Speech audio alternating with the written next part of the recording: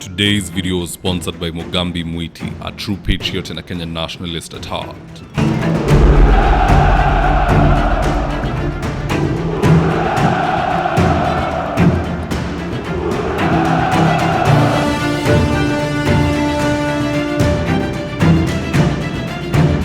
Stand by for debrief in 3, 2, 1. Yesterday, President Ruto hosted all governors in State House in order to streamline implementation of projects between the national government and the county government. As a matter of fact, here are the images.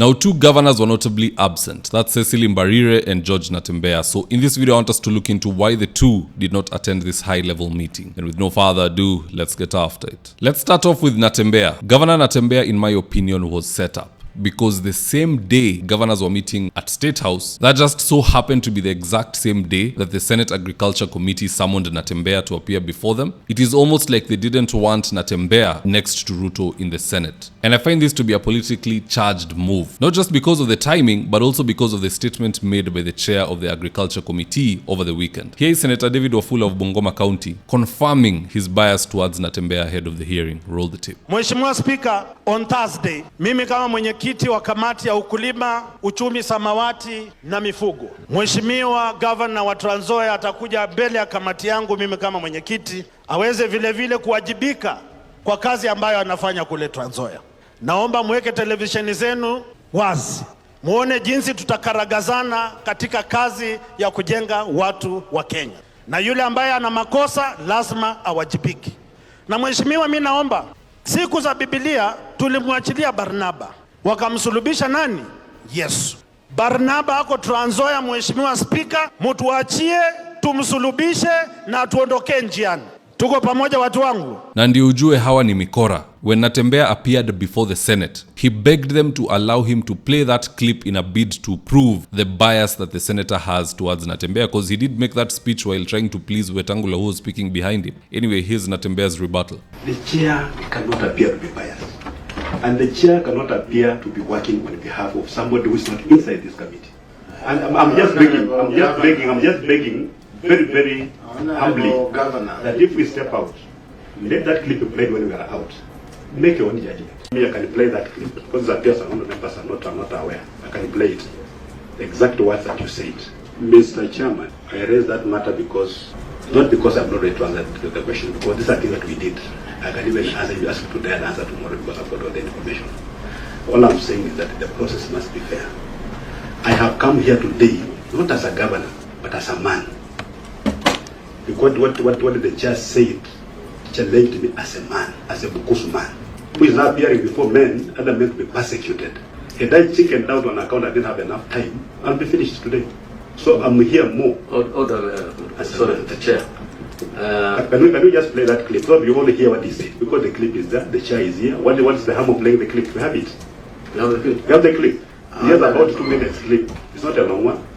So long story short, Natembeya couldn't make it to State House on Ruto's orders that awekwe busy pale Senate. And just wait for it. The next time kuna mkutano pale State House tena, you will see the Senate Public Accounts Committee now deeming that the best time to summon Natembeya. Hii ni mchezo ya town, we all know it. Hata ukiangalia yule chairman wa Agriculture Committee, Wafula, his claim to power and his subsequent actions are very suspicious. Wetangula was the senator of Bungoma County. He resigned to go and become the Speaker of the National Assembly. And then through his party Ford Kenya, they sponsored Wafula, who I am not related to. People keep trying to make that happen, but it just won't work. They sponsored that guy. He won the elections and became the next senator of Bungoma County under Ford Kenya. Then he's made the Senate Agriculture Committee chair, and he begins to give what he thinks are dividends to his former boss, Wetangula. You summon Natembeya on a Tuesday, and on Saturday, in a speech in front of Wetangula, you're saying yule jamaa atakuja mbele yangu na tutamwonyesha ajui. Really? People are not that stupid. You should have kept kept that in the wraps. Number 2, of course, is Cecil Mbarire. From what I hear, every governor was given an invitation letter, with the exception of Cecil Mbarire. Why so? At this point in time, she's considered to be dead weight. The president has done the math. The mountain is gone.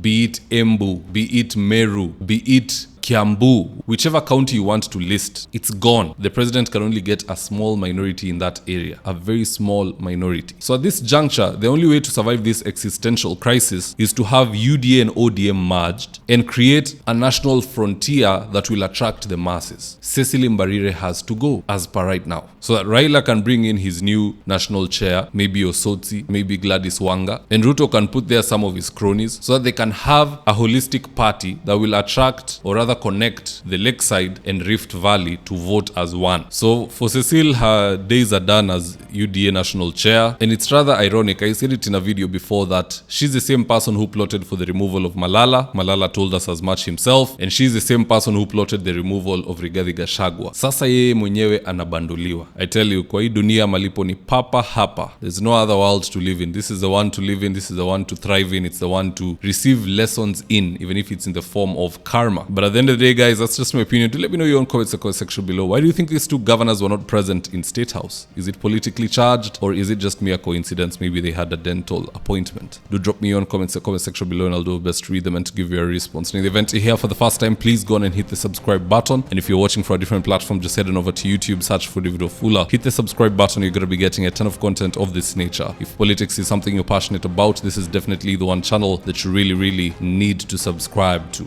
Alright guys, adios.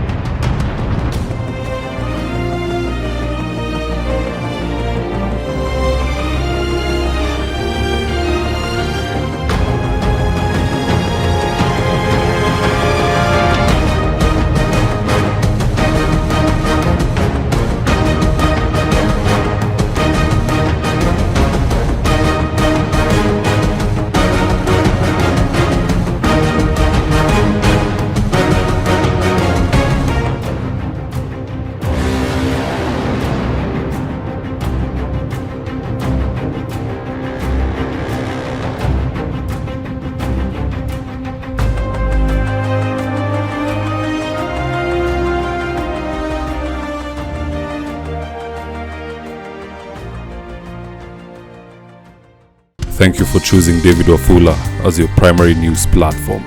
We put countless hours in research, recording, and editing. By showing up each and every day to watch our videos, you encourage us to generate more videos for the viewers. We are on a mission to inform, educate, and build a better tomorrow. To our thousands of followers in a world full of presidents, kings, and queens, you are the real gem. Adios.